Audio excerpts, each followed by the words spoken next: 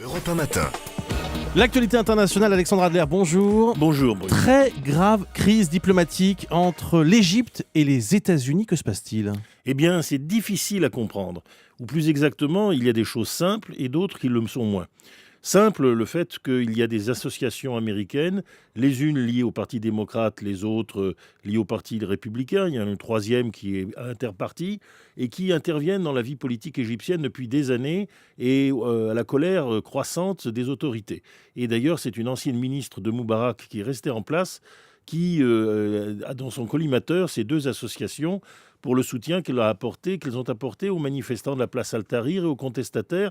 D'où l'intimidation et la montée aux extrêmes, c'est-à-dire perquisition et maintenant assignation à résidence d'un certain nombre de ces Américains, dont le fils d'un ministre d'Obama, qui ne peuvent pas quitter le territoire égyptien. La justice accuse ces ONG d'activités politiques illégales.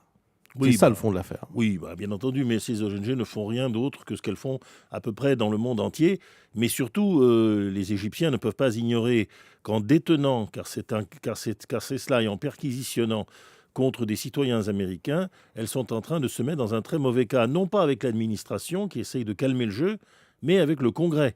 Et aussi bien les députés et les sénateurs républicains que démocrates vont sévir. C'est le milliard 300 millions de dollars qui est donné sans contrepartie chaque année à l'armée égyptienne, un chèque unique qui est en cause. Alors c'est là où il y a un mystère, bien sûr.